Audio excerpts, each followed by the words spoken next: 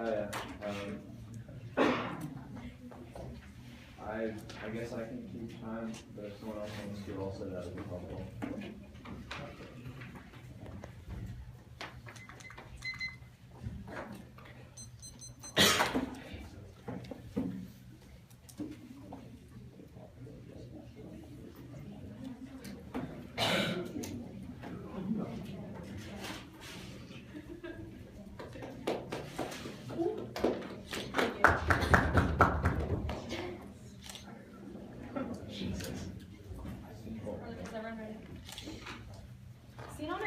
Resolved, on balance, economic globalization benefits worldwide poverty reduction. Contention 1, comparative advantage.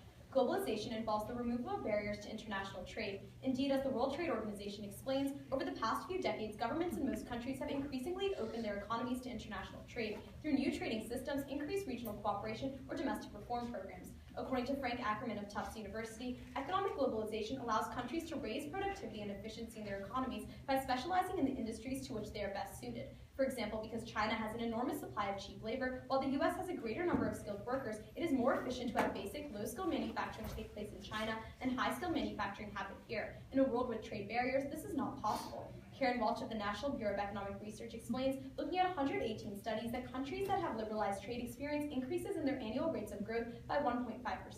A report from Harvard University explains that economic growth is a powerful force in reducing poverty, noting that GDP growth is associated with income growth for the poorest 40% of the population in a one-to-one relationship. Contention 2, foreign direct investment. Foreign direct investment, known as FDI, is the capital investment in a business by an investor from another country for ownership rights in the enterprise. According to MPRA, in the last decade of globalization, the economic linkage between countries has been strengthened primarily by FDI flows. The European Journal of Interdisciplinary Studies explains that often businesses in developing countries lack initial capital required to produce their own products. Investors in developed countries can help these businesses overcome high initial costs. Indeed, Jeffrey Graham of Citibank explains that the overwhelming majority of foreign direct investment is made in the form of fixtures, machinery, equipment, and buildings. FDI accomplishes economic growth and poverty reduction in several ways. First, stable growth. Two factors unique to FDI are critical for economic stability. First, as Punjab University explains, FDI does not create debt. As a result, losses are absorbed by outside investors instead of by straining domestic creditors, governments, and financial institutions. Second, according to Martin Feldstein of NBER, FDI results in a diversification of investment that reduces overall risk to investors by spreading it out over investors from different countries. Ultimately, the Journal of Economic Cooperation empirically confirms that FDI levels remain resilient in economic crisis, preventing sudden changes in the economy. Globalization thus prevents domestic institutions from collapsing, reducing the need for government bailouts or tax increases whose effects disproportionately fall on the poor. Next, human capital developments. Selma Kustri of American University explains that developing countries face a mismatch where they have abundant labor supply that cannot be used because of scarce capital. FDI helps capital deficiency and is thus associated with the creation of employment opportunities. Moreover, FDI helps shift unskilled labor force to a skilled one through labor training, transfer of skills, and the transfer of organizational practices. Carl Aaron of International Finance Corporation quantifies that FDI has directly created over 26 million jobs in developing countries. For each job, he furthers, 1.6 additional jobs were indirectly created from induced spending and partnerships with domestic firms. Next, increasing government revenue.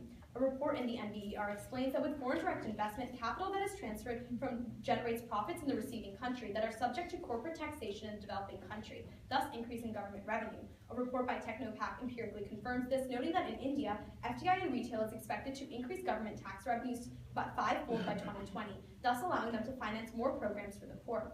Lastly, crowding in. By creating linkages and partnerships with domestic firms and industries, FDI spurs domestic investment and industry growth throughout the local economy. The European Scientific Journal quantifies, finding that in an analysis of 56 developing countries, for every dollar of FDI, there is a corresponding dollar increase in domestic investment.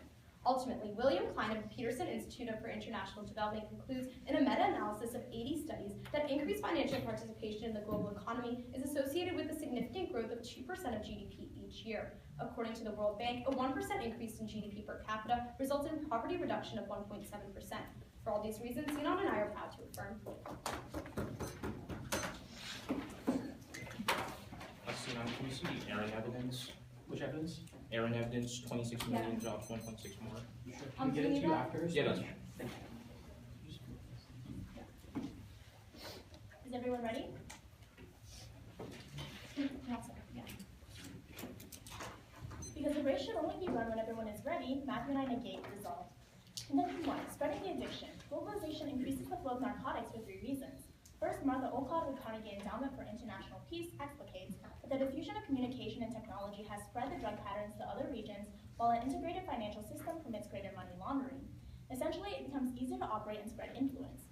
Second, the UN Office on Drugs and Crime explains that even national efforts fail to stifle contraband flow because global demand has outpaced the ability to manage commercial flows. As Olcott puts it, when one route disappears, another quickly appears as the market is driving the process. Third, Tom Fei Ling in his book Cocaine Nation notes that the system of comparative advantage creates little desire for products from countries like Peru and Bolivia. Consequently, countries choose to tacitly support coca production as it generates the best return in the global economy. Drug trafficking has a twofold implication for poverty. First, Meryl Singer in the International Journal of Drug Policy writes that drug trafficking organizations create endemic corruption among government officials because of bribes and threats. Corruption exacerbates social poverty by creating a less responsive government. This also negatively affects economic poverty reduction because the government has no obligation to its people. Second, Robert Casino of the National Bureau of Economic Research finds that drug use affects factors in poverty, including education and human capital, thereby concluding that poverty rates could increase by as much as 50%. Condition 2, fueling the engine. Michael Clare, in his book Rising Power, Shrinking Planet, outlines that oil consumption has been the backbone for globalization as trade and transport depend directly on it. However, our dependency on oil has a threefold consequence. First, Jeff Rubin, in his book The Big Flat Line, underlines that the rising consumer demand in India and China drives commodity prices up, adversely affecting those elsewhere in the world by limiting access. Second, Nafis Ahmed from the Institute for Policy Research and Development details that global market forces of demand can place high valuations on resources, spurring conflict where no party involved wants to seek control. As the World Bank continues, civil conflicts are costly as they turn back the clock on 30 years' worth of GDP growth and put a country 20 percentage points behind in overcoming poverty. Third, Michael Roll, in his book Fueling the World, Failing the Region, highlights that consumer countries and companies can insulate a leader from the demands of the people, providing the government a source of external revenue. Contention 3, betting the farm. While development programs may benefit poverty reduction in the long term, realistic discussions have to amply provide for short-term staples. Otherwise, the accomplishments of tomorrow have no meaning for the poor of today. In this sense, globalization creates a fluctuating food market that comes at the expense of local consumers and producers. On the consumption side, food is being produced domestically, and it doesn't even feed the population. Al Gore, in his book The Future, writes that countries and companies buy large tracts of land in Africa to either feed their own populations or sell on the global market. Another concern is the globalized financial market, which paves the way for speculative investment. Friedrich Kaufmann, in his book Bet the Farm, underscores that the creation of commodity indexes allows investors to pour hundreds of billions of dollars into food derivatives and futures contracts. As food becomes another mode of asset allocation, when prices rose, more money poured into the system. Consequently, Kaufman quantifies that 250 million new people plunged into poverty, while food prices rose 80% from 2005 to 2008. The problem, as he detailed, was that a billion of the poorest people on Earth were bidding against the billion of the richest people for the same food. Regarding producers, Joachim von Braun with the International Food Policy Research Institute explains that developed countries practice protectionism in regard to food production, benefiting large-scale producers and effectively a monopoly while depressing world prices for food, thereby crowding out domestic producers in developing countries. However, even when prices are high, Kaufman again iterates that it raises the cost of associated inputs like fuel and fertilizer, so profits aren't higher. Ultimately, volatility is affecting no one. The International Fund for Agricultural Development impacts that upward pricing harms consumers, and uncertainty in the market prevents planning, discourages risky investment, and deters more production for the market by producers, thus we negate. We're gonna take a little bit of prep. So now do you have the evidence? We're gonna get it to you soon. Okay. All right, thank you. 8 seconds. While we're getting you that evidence, can you get us some evidence Yeah, as well? of course. The 50% increase in poverty in your Yeah, first contention, yeah. and then the 250 million. Can we just give you the case? Like, Yeah, absolutely. Yeah.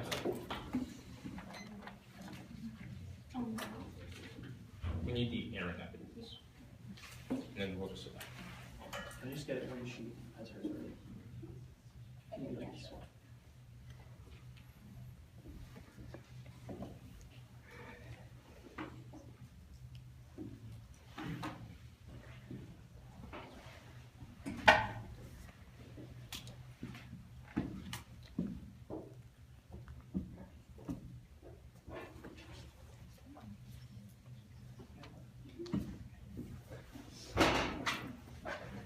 Can I look at the string cross? Yeah, of course. It's right here from this. Cool, thanks. Yep.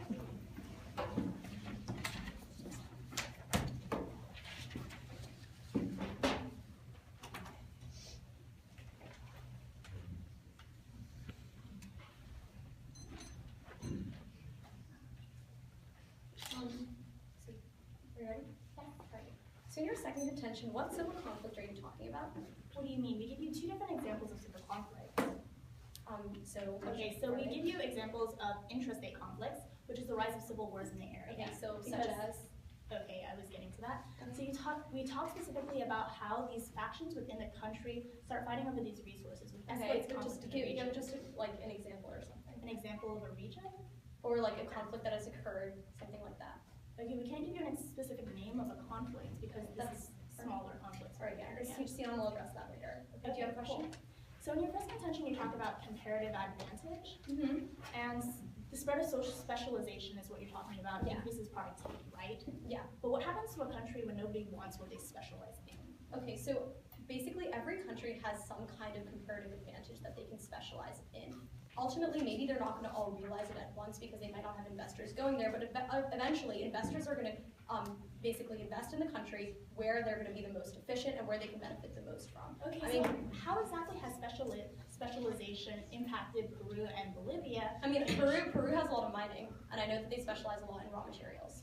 Okay, All right? do you have a question for me? Yeah, so in your first contention, you talk about the drug trade. Yes. So was the illicit drug trade happening before globalization? Globalization Yes, is it just was, but we could exactly. So to what extent has that made worse? Because all that's happening with globalization is you're like reducing tariffs or you're removing some barriers. All you're doing is affecting official modes of exchange. Well, So the direct link we give you towards globalization is that globalization exacerbates this issue. And yeah, that's- how, like to what extent and why is that necessarily true? I mean, the drug trade is happening illicitly way before globalization even like the trend of globalization happened. Well, we can give you a specific example. For example, in Central Asia, opium trafficking increased by 300% from 1991 to 1993 directly as a Okay. result of globalization. And these were happening on the, like, officially they were trading opium, or was this done, What do you being done mean by illicitly? officially? Because globalization only refers to the opening of official trade channels or official modes of interconnectivity. This is all happening on the black market, right? And Okay, so that so- would have, like, it just as easily could have happened earlier. Okay, what absent definition can you show globalization. us that specifically says that official? I mean, transfers economic globalization refers to the removal of trade barriers or like you're reducing tariffs to that extent. That's what economic globalization is. Okay, we can dispute that later. All right, Do you have a fine. question for me? Yeah, so in your last contention, you talk a lot about agriculture. Right, so, and you say we don't really need to value the long term, right?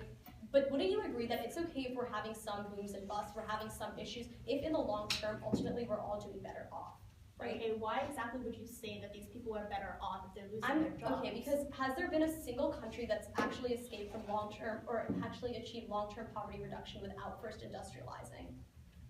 Or any country that's remained agriculturally dependent that has actually been able to reduce poverty substantially? Okay, but we'll argue that this development is different because it entrenches. So these in order to development actually in develop, poverty. you have to industrialize and move away from this agricultural economy.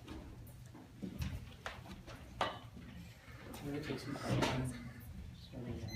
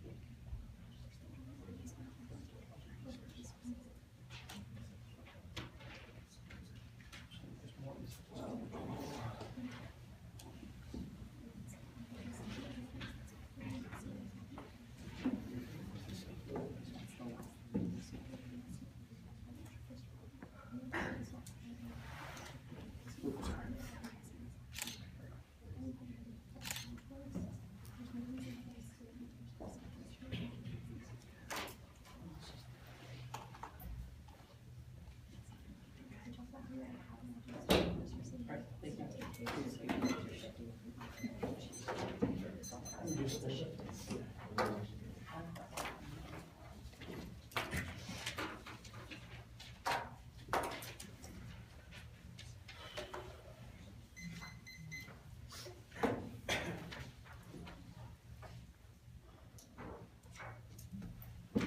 Two important openings before we get into their case. The first is that no country in history has ever feasibly and in a sustainable way reduced poverty absent industrialization, absent a shift from from an agricultural economy to an industrialized economy. And we're going to show you exactly why that is exclusive to a world in which globalization is occurring. But second of all, look to the ILO. They explain that 240 million jobs have been created as a result of comparative advantage being taken advantage of and has opened up jobs for people in the developing world. That's going to be critical because these are all people who now have comparatively more means to buy food and basic necessities than before. With that, let's get into their first contention. They talk about drugs, a lot of issues here. The first is that this is referring to globalization, not economic globalization. They themselves tell you that the facilitation of the drug trade has to do with communication, not anything to do with removing trade barriers or barriers to financial investment. At that point, it's not topical. But second of all, there are disincentives to operating in the drug trade when you open up legal trade avenues. Reducing tariffs specifically means that now people have a disincentive to take the risk of illicit trading and are more likely to not operate in these drug cartels. And third of all, if you look to Becker of the Wall Street Journal, he explains that their entire case is explicable by alternate causality. He explains that now drug cartels are making more money because there's a smaller supply since people are disincentivized from the illegal channels, and that's why it appears as though there's an expansion, but actually it's just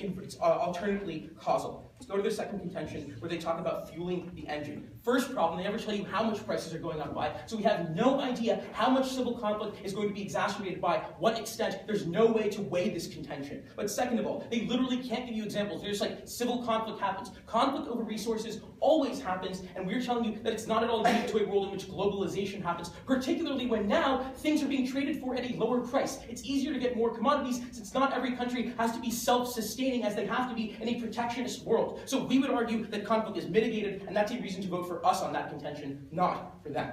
Now, let's talk about their third contention. They talk a lot about how even if long-term things are going to decrease and there's a long-term reduction in poverty, that's not going to matter. First of all, we contend to you that that really matters because it means that every increase in poverty they talk about is nominal and doesn't have any long-term impact. But second of all, look to the United Nations. They explain that the capital that foreign direct investment is supplying to these countries is allowing them to modernize their agricultural industries. That means A, that efficiency in these countries is going up, which means that more people have access to food, but B, now people don't all have to work in the agricultural industry, which is endemic to places with poverty. They can shift to the industrial place. This is the crux of our case. Without industrialization, by trying to have a protectionist economy that is primarily agrarian, it is literally impossible to shift out of poverty in a sustainable way. So qualitatively, every single thing they're talking about is not only short-term, but it's really irrelevant to the big picture on poverty. Next, they tell you that speculative investment is a terrible thing. Bubbles are not inherently bad. A lot of the times, bubbles can drive investment in an area and have long-term benefits. The dot-com bubble, for example, that wasn't really a bad thing because it led to a lot of startups later on and eventually led to a huge amount of technological revolutions in the world. So we would tell you the popping of a bubble is a short-term impact, but in the long-term consideration, there are more benefits for absolutely everybody.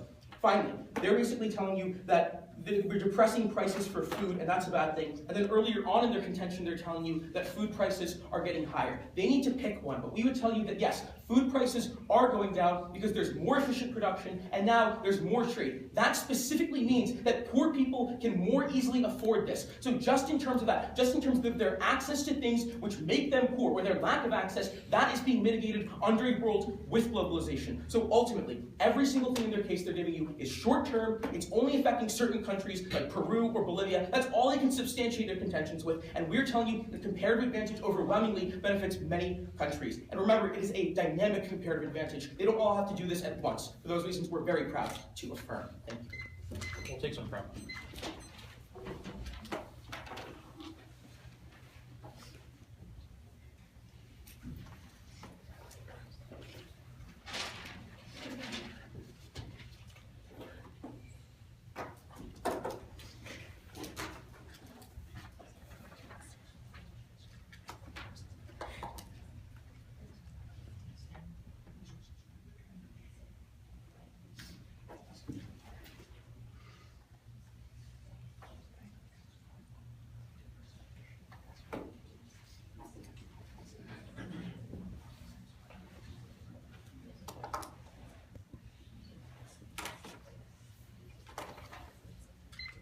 "45 seconds used."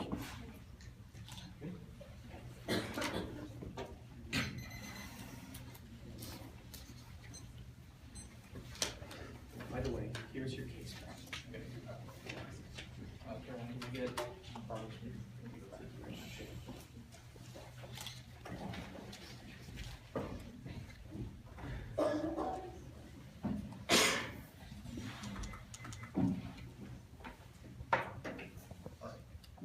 For the judges, it's going to actually be starting on con case at the top, working its way down within the list. Are my judges ready? The audience? My audience? And Carol. On the contention one, Sinan essentially tells you that the increased risk in trafficking actually deters drug trafficking itself. But the problem is you can look towards Claudia Storti. She finds that this simply isn't true. We've seen that drug seizures have increased tenfold over the past few years. But the problem is there are only two explanations for why this occurs, and we're telling you why globalization is the only reason. First, she says drug seizures increase because law enforcement perhaps is more effective. But that simply isn't the case. Because if law enforcement were more effective, then the increased risk would also be associated with an increased retail cost of the drugs themselves on the market. But the problem is drug prices overall have depressed significantly as a result of globalization. Thus, she concludes that we've actually seen, because drug seizures are increasing, we can also see the tenfold increase in drug trafficking. Here we're giving you the uniqueness on globalization leading to drug trafficking, and we're also telling you why the risk actually isn't there. But additionally, Sinan tells you that there's alternate causality, that we're actually stifling supply. Essentially, he's trying to advocate for the U.S. war on drugs and the anti-drug policies that target supply. The problem is Tom Failing in his book Cocaine Nation finds that our anti-drug policies aren't working. Latin American countries know this too, and the United States threaten these countries with what they call decertification. What decertification is that the United States threatens Latin American countries to pick one of two things. Either they continue failing the U.S. war on drug policies, or they're decertified. The United States works through the IMF, through the World Bank, to vote against helpful loans against these countries. So in Colombia, for example, failing found in 1996, Colombia actually entered a recession from which only now they're emerging. Essentially, we're telling you again, they're in a damned if you do, damned if you don't scenario. Go to the contention 3. Here, Sinan tells you a couple of things about why we actually increase productivity and why we actually work towards manufacturing. First and foremost, Tim Worsall from Forbes finds that we actually don't see manufacturing jobs anymore. In China, we saw a loss of 16 million jobs, and it's not like they're going to another developing nation either. They're disappearing up in smoke. They're going nowhere. He's not talking about manufacturing jobs. But more importantly, we have to understand why jobs overall in agriculture have been displaced. Debbie Barker finds that in China, the government estimates that 210 million farmers will be displaced as a result of liberal trade policies, especially through the WTO. Now let's move on to the pro case. On the contention 1, they talk about comparative advantage. We have a few responses. First of all, remember in our contention 1 and contention 2, we tell you why comparative advantage is bad. You insulate the government against the wishes of the people themselves, and instead they're actually responding to the multinational corporations, to the countries. That's problematic because, again, if you want public programs to be financed, you need people who actually need to listen to the people. But secondly, Ha-Jun Cheng in his book Bad Samaritans finds that tariff revenue is key. When we liberalize, we decrease tariffs and we decrease protectionist barriers. The problem is, he finds as a result of globalization, countries have had to decrease their tariff revenues and they've had to cut public programs as a consequence. And he finds that we've only been able to make up to 30% of the tariff revenues. Essentially, we're telling you 70% of their funding is gone. But third, when they talk about Chinese growth being an example of why comparative advantage is good, John Ross finds with discounting China, we only see that worldwide poverty is actually increased. China's 100% responsible for poverty reduction, but when we're talking about worldwide consequences, Ross finds that 50 million more people have entered poverty from 1981 to 2008. But more importantly, Pranab Martin finds in China specifically, we can also see it was prior to globalization. 2/3 of what poverty reduction happened in China was prior to when China globalized. So again, we're telling you there's no strength of link there. But on foreign direct investment, there are a couple of problems. First and foremost, you can look again to Chang. He finds prior to globalization in Latin America and in Africa, we saw that income per capita was increasing at 3%. After globalization in the 80s and 90s, it was increasing at 1.7%. It's a comparative decline. But secondly, again, we're telling you that they're cutting local programs, so it doesn't matter if you're stabilizing the economy. It's an economy that's based somewhere else in the world, one that's not benefiting the people. But then, you go to the bottom when they talk about how we actually see $1 in domestic spending as a result of $1 in foreign direct investment. However, you also have to analyze the consequences of what happens with that. Tom Engler, in his book, How to Rule the World, finds that when we have foreign aid and when we fund these kinds of programs, we see what's called debt repayment. Essentially, for every $1 we spend in foreign aid to help these countries have to pay $1.30 back in repayment. That's problematic because, again, they're cutting programs and they're unable to finance what they otherwise should be. Okay, ready? Can I get a door? Sure. Ready now? What does foreign aid have to do with foreign direct investment and opening up trade and financial barriers? At all. If I could answer. Yeah, answer. So foreign direct investment isn't just what we would say private investment, but rather we say that countries have a stake in investing as well. Do tariffs affect foreign aid and foreign aid donations? That wasn't the argument made under trade. No, that's just what I'm asking. Are they affected by tariff and financial investment liberalization? I don't think so. You don't think so? So when economic globalization entails getting rid of barriers to trade and financial investment, that means Wait, that no, aid, regardless of the economic... foreign aid is financial investment. Sorry, I thought you said does It's foreign not aid have taxed, anything is to do it? with trade globalization? Sure, but it's not taxed, is it? I don't know. It's not, right? It's aid. Categorically, it is not taxed. Okay. Sure. So that means that Why does that mean it's not changing the investment? financial incentive structure does nothing to change the amount of aid that's Wait, going Sinan, from why does that mean that it's not foreign investment?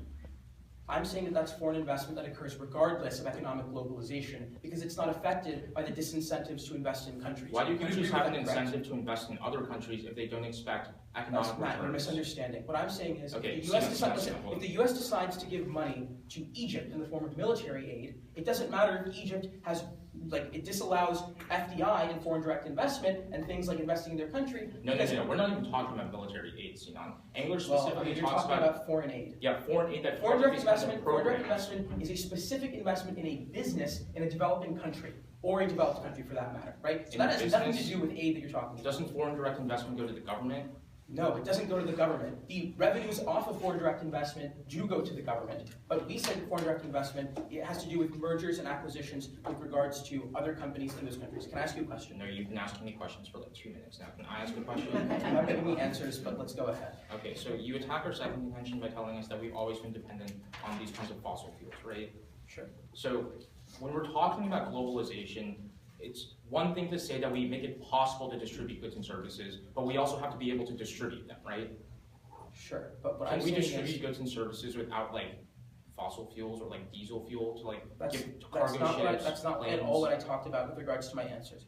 I said, you talked about the cost of goods going up, which meant that scarcity was higher, and therefore there was more conflict. I said that because distribution gets better, No, those are and two that different produces, things. Sinan, it's those are two not two different different things. things. Absolutely not. No, You're talking we about explicitly- conflict, correct? But the first thing about commodity prices is separate from the conflict impact. Why does conflict go up? Conflict goes up because no party in a country wants to give up control of a profitable resource. Okay, so if the party in the country that controls the profitable resource is a multinational corporation, how does that play into that? What? Who controls these resources, Matt? You're saying first it's the governments of these countries, and then it's the multinationals, and somehow somebody doesn't want to give up control of it. Can you No, explain? we're saying it's the government. It's the government. Yeah, like in Nigeria, for example, we see one of two things. First of all, Goodluck Jonathan hasn't actually spent back on his people, but additionally we see civil conflict because no one sees oil revenues going to them.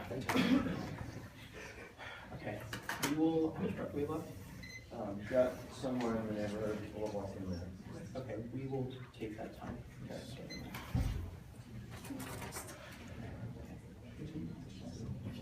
This is literally like 5 small pieces of something like that's not how much money is they literally can't tell you how much. They don't tell you how much impossible to do. And it's great for farmers to understand and modernizing agriculture. And it's very, very quick. Cars there in some traffic. These are public programs are like, I'll start your way out public programs. All right, that's time. Thank you. It's not what we're really discussing, because it's simple, okay? It has the most people.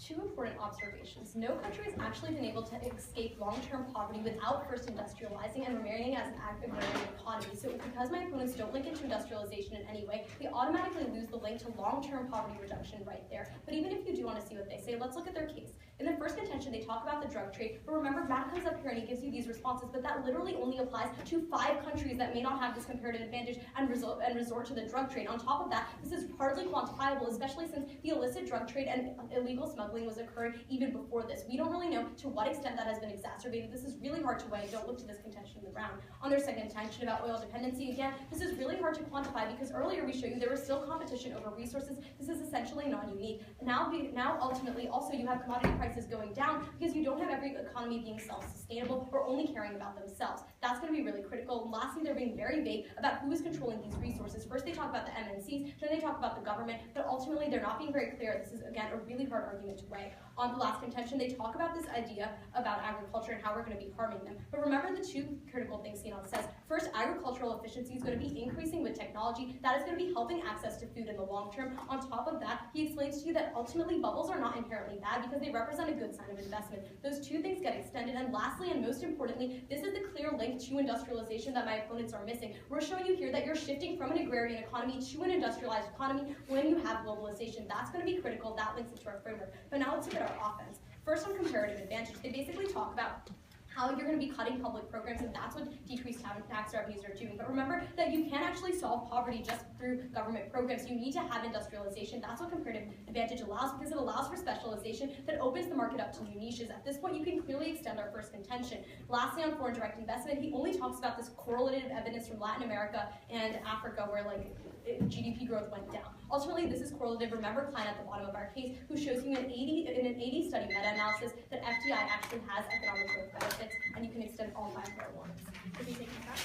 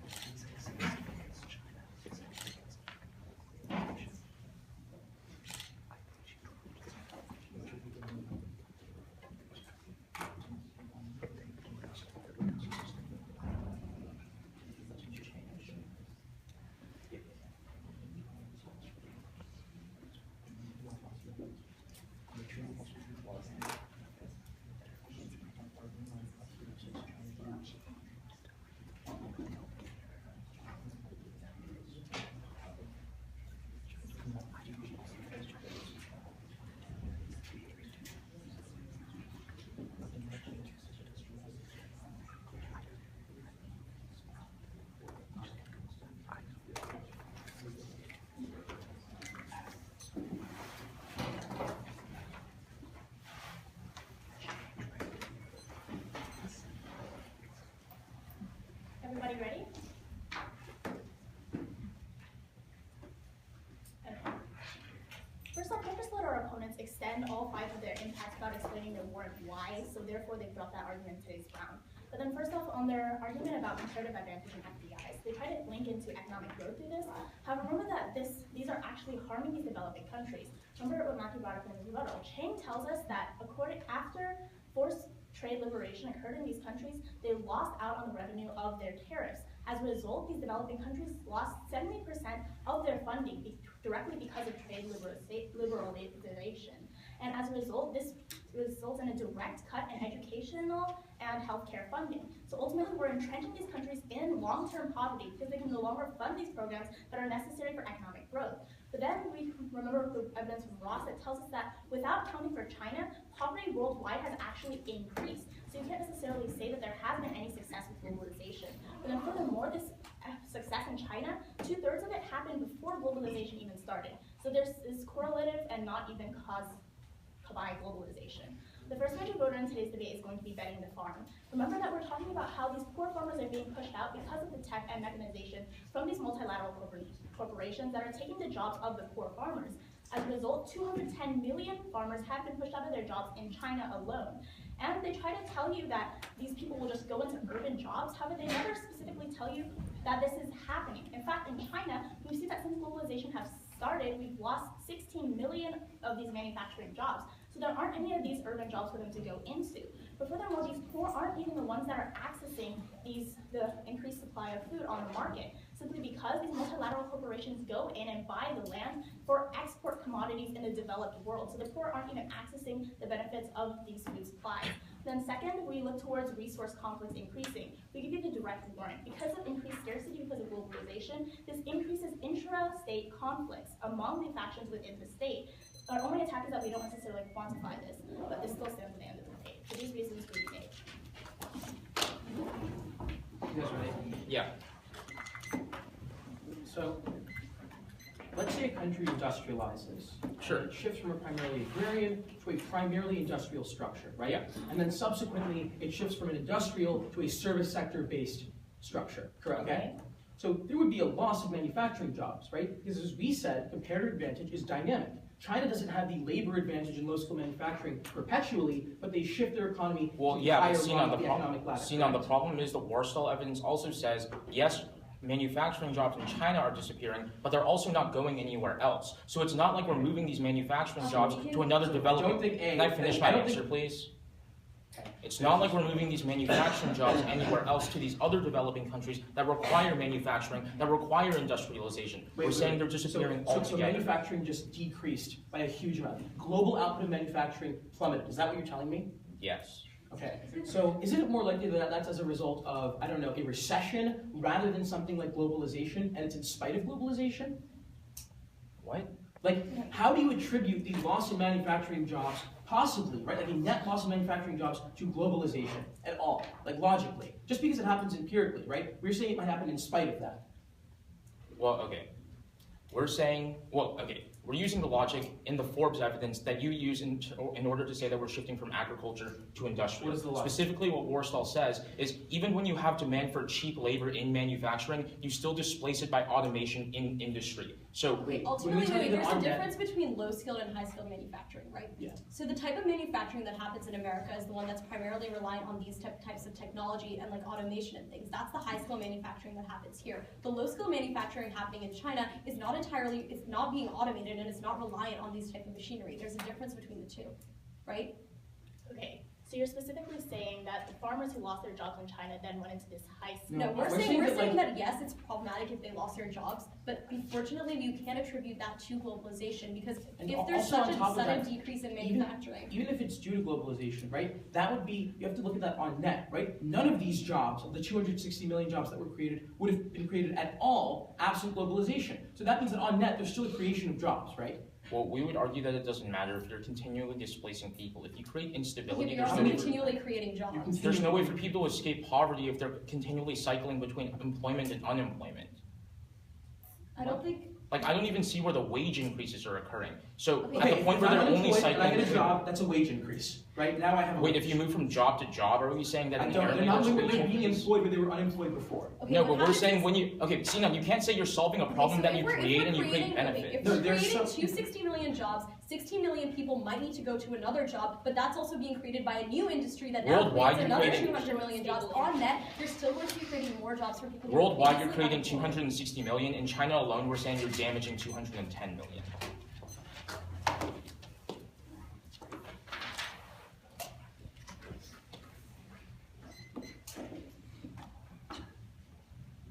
Opponents ready? Yeah. Judges. Ultimately, they're trying to cover up what they lack in argumentation with the evidence that they're trying to give you. We told you that absent a fundamental shift from a primarily agrarian economy to a primarily industrial economy, you cannot eliminate poverty in a sustainable way. We need to set these countries on the proper trajectory for sustainable growth. You can't spend your way out with government programs. That's not effective. You need to create jobs. That's what they don't look to. Domestically, that capital doesn't exist in developing countries. So we told you that globalization is the sole means by way which you can get that capital from foreign direct investment because it is a high-cost industry. And we told you that that leads to economic growth. The 80-study meta-analysis on economic growth is the best study in today's round and tells you that unequivocally, foreign direct investment increases economic growth, and the bottom 40% of that goes to the poor people in those countries. So we tell you that jobs are needed. Because when you build factories in those countries for manufacturing, somebody needs to be employed now. And we tell you with the ILO evidence that 260 million people are now employed, whereas before they weren't, because they need to create a supply to meet the demand that is now accessible to them when trade barriers are reduced. They never address that. But then, all of the arguments they're giving you about drugs, about fuel costs and farmers, none of it's quantified. We don't know to what extent that it's happening. They just literally tell you there might be more conflict. There might be some of this. They don't show you it's materialized. They just say, well, we think that these arguments are going to work. We told you, A, the cost of goods is going to go down when not now every country needs to be self-sufficient. In a protectionist world, every country needs to create every single thing. We think that comparative advantage mitigates every single one of the harms that that they talk about. They say, well, if we take out China, then it's really, really good. You don't get to take out the best example of this with the most people being affected and say, well, then we think it's pretty good. We think that's unfair, and we think that takes out of scope the number of people being affected globally, and then just trying to help them with their evidence. So, ultimately, you need to look at the fact that we shift from an agrarian to an industrial economy. It doesn't stay static, and comparative advantage is dynamic. That's why not all of this happens at the same time. That's why it's long-term, and ultimately, that's why we're very proud to affirm. Thank you.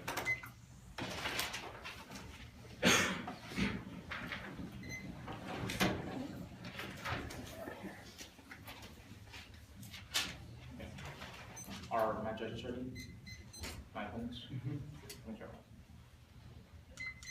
Sinan can tell you about why poverty might be reduced by increasing jobs, by increasing the amount of money that's going to the poor. But you still have to look towards the numbers at the end of the day of how many people are actually being lifted out of poverty. Here we're the ones who are winning the argument. When you're voting on the economic scale of poverty, remember, we're telling you, discounting China, 50 million more people were pushed into poverty than before. But remember, Sinan's only response to this, which comes in the final focus, not even in the summary that's been cleanly extended by us, is that we don't have to just look towards other countries. But remember, we're looking at worldwide poverty reduction. But additionally, we tell you that Chinese poverty reduction wasn't even a result of globalization. We do terminal defense on their Chinese argument, and elsewhere we make offense off of the fact that poverty is actually being increased. So there's no reason why you should be signing on your ballot for the affirmative. But additionally on economics, remember, Sinan's making the argument for us. He tells you that comparative advantage is dynamic, but that logically doesn't make sense because we're telling you that comparative advantage isn't dynamic. Manufacturing jobs are disappearing up in smoke, not going to other developing countries. If comparative advantage were dynamic, we would see that these jobs would be moving out of China as it develops to another developing country, but they're not. So at the end of the day, in terms of developing, Sinan may tell you that we have to shift from an agrarian to an industrial society, but he doesn't tell you where globalization fits into the picture of this argument in terms of development. He doesn't tell you why this actually leads to development. More specifically, again on the economic side, when we tell you that trade liberalization, in response to their first contention, actually cuts public programs. Remember, prior to globalization, these countries relied on tariff revenues. We've cut more than 70% of the revenues for these public programs, and as a result, you don't even have long-term domestic sustainability. It's one thing to say that foreign companies can enter a country and actually create economic growth, and it's another to say that these domestic countries can then sustain it even when foreign countries lose interest. But the problem is they will and they won't actually be able to sustain it. Then on social poverty, we tell you as a result of comparative advantage, you actually entrench corruption, you entrench these regimes. We tell you this not only in drug trafficking, but also in resource conflicts. Ultimately, when you're talking about this, when you look at the numbers, we're telling you 210 million farmers in China were being displaced. You can't solve a problem that the affirmative is creating in the first place.